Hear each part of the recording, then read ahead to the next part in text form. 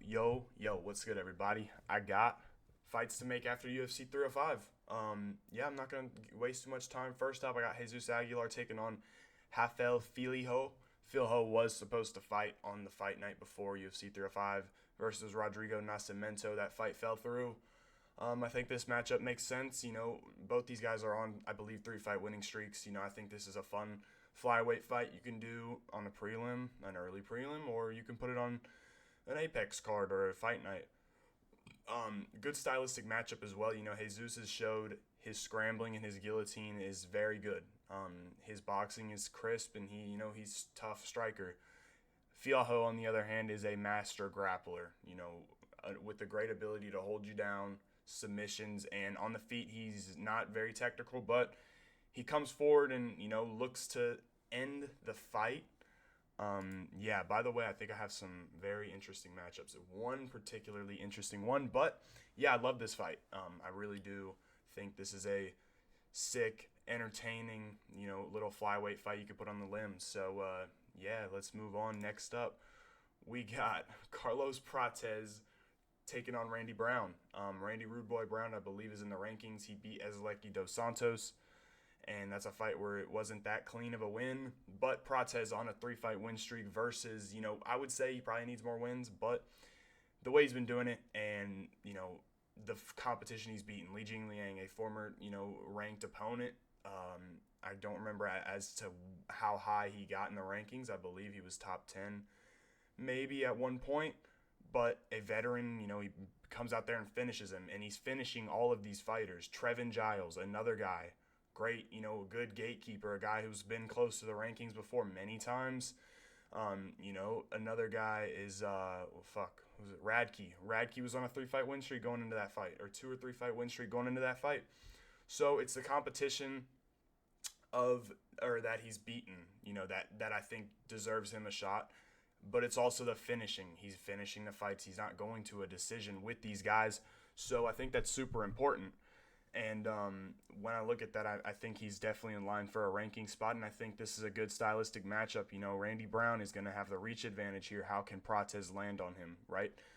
We haven't seen Prates have an issue with that reach before, fighting someone, with the size and the frame of Randy Brown. So I think it's a very tough stylistic matchup, and I'd probably lean Randy Chinny Boy Brown because he's a little bit chinny, but I think I'd lean him here, man. He's longer, and he's, I don't know. It would be a fun fight, a very close fight. You could definitely throw this on a pay-per-view main card. I would, or a featured fight on a fight night. Be sick. I'd love to see this fight. I think it's very intriguing and a special fight for the UFC that they should make. I'm a very good matchmaker, but yeah, this was an easy one for me. Next up, we got Tai Tuivasa taking on Tony Ferguson. If you didn't know, that was Tony Ferguson. He's laying on the floor. Well, Tai Tuivasa is looking to break Tony Ferguson's losing record, and let's just match him up and see who can lose the record first. Tony has lost 8 in a row. Tai's lost 5 in a row. So we'll see who can win the matchup here. As for, let's just make this. Let's see who can get the first win. I think, I might lean Tony here, man. Tony, he just moved up a weight class to 70. Maybe he comes out here and beats Tai. You never know. Let's move on. All right. This is a pretty easy one to make, actually. These guys have not fought before. Sergey Pavlovich coming off of 2 losses, Volkov and Tom Aspinall. Jairzinho has been on a 2-fight win streak. Shamil Gaziev and last night, Tai Tuivasa. So, this fight makes sense. I think it's a good stylistic fight for Sergey Pavlovich. You could do for You could do Spivak versus Jairzinho. I don't really want to see that, though. You could do Spivak versus Pavlovich, but I think you make this fight. I think this is a very fun, entertaining fight.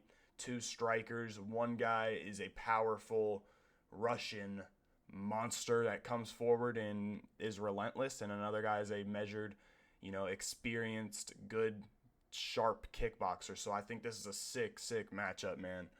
I mean, if you wouldn't be hyped to see this man, I don't know what to tell you. But with that being said, I like Sergey Pavlovich. I want him to get right back or on the right track.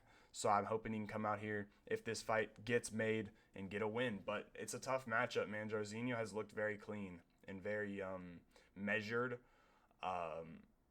But the blitzing and the accuracy of Sergey Pavlovich is a bit of a problem for anyone, actually. I still think I'm going to sit here and say that Sergey Pavlovich is the hardest matchup for the champion Tom Aspinall. I still think that just due to the intimidation and the power and the threat and the speed of him, right? He's pretty fast, right? So yeah, I think this would be a sick fight, and hopefully my boy Sergey can get on the right track with a fight like this. He's facing, this is another striker. He should be able to come in here, and if this fight happens, come in and take over and knock Jairzinho Rozenstruik out.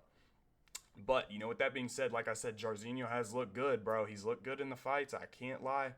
Recently, man, he's looked great. So we'll see what happens. I'm hoping the UFC can definitely make this fight. It'd be a lot of fun to watch. Next up, Mateusz Gamrot versus Paddy Pimblett. I'm not a huge fan of this fight personally, but when it comes to a style and what the UFC wants for Paddy Pimblett, they're going to make this fight. Mateusz Gamrot is a guy who is relentless takedowns, not great on the feet at all, very chinny, and looking, after that fight, he looked like shit. He looks like shit. So maybe it's too high of a step up for the UFC, but if we get a Manchester Fight Night card, expect to see this matchup on the card. I do think, with Paddy coming off an extremely impressive win versus Bobby Green, I think we'll see something like this. A guy, Paddy, where, I just saw him and he's looking fat again. But anyways, yeah, Mateusz Gamrot,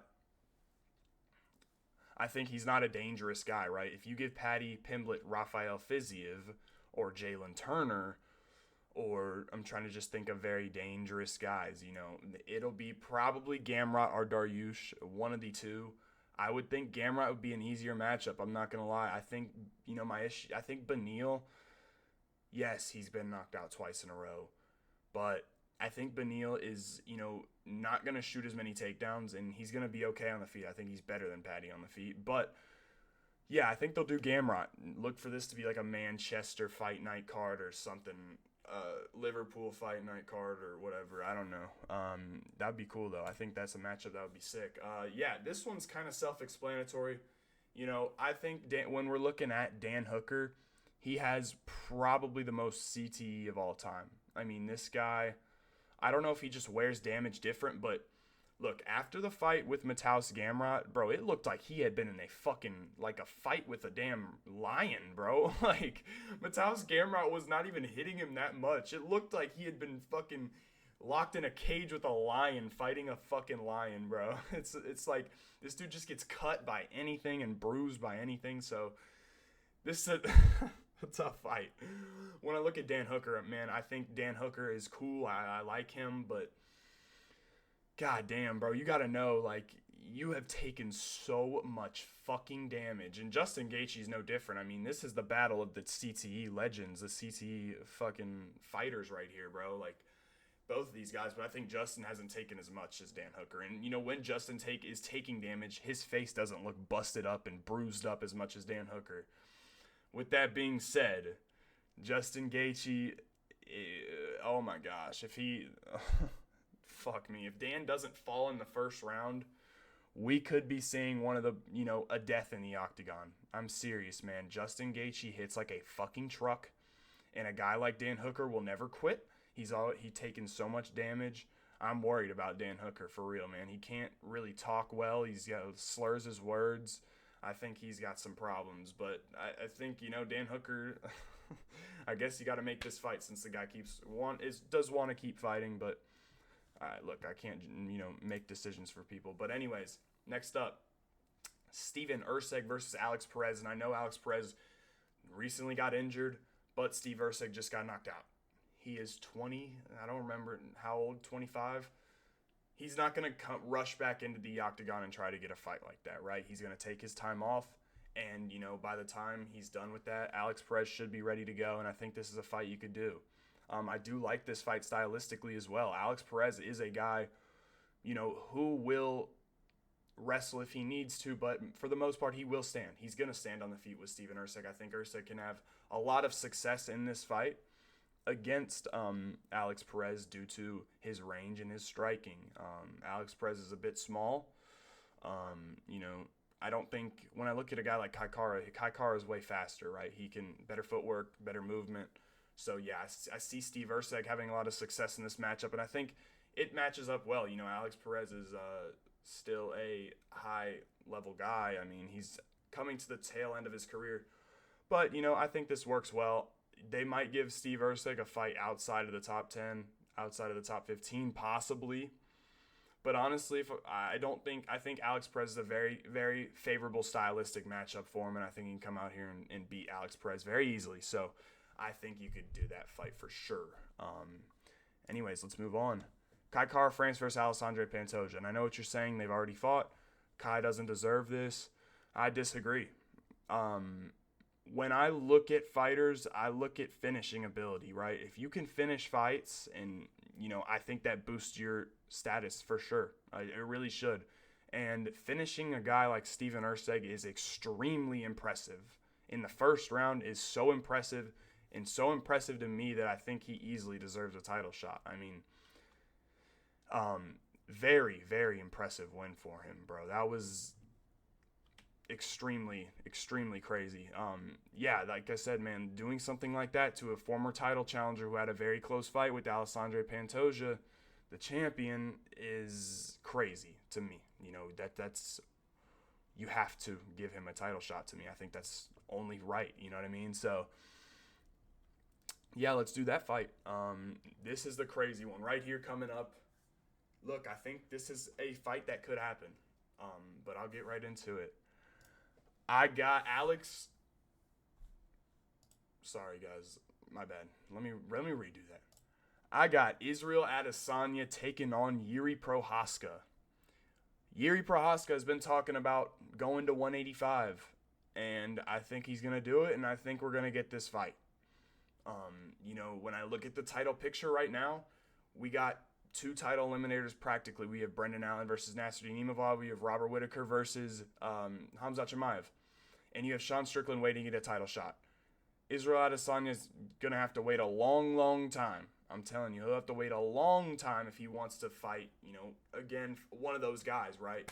I really see practical matchups with him. I guess we're going to give Sean Strickland a title shot, which pisses me off, but I guess whatever, bro. It doesn't matter because he's not beating Dricus anyways. But yeah, man.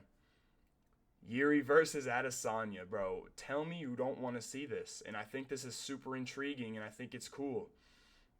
And I do think it's extremely, it's probably going to happen. People don't think it. It might. Yuri has been talking about going to 85.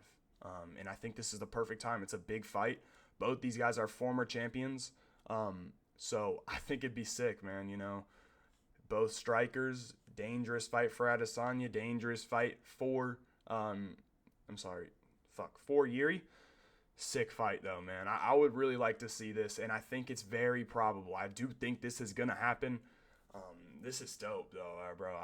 I'm the only one who put this together. Nobody else on the face of the planet is going to put this together. So on this date, August 18th, 2024, I made this fight, right? Anyways, yeah, let's do that. But let's move on. Next up, I guess we'll do Sean Strickland versus Dricus. I'm not a fan of this fight by any means. I don't like Sean Strickland as a person. I don't like Sean Strickland as a fighter. I think he's extremely boring to watch. Yes, he stirs up fights sometimes, but these guys already, whatever, they made up, so it is what it is.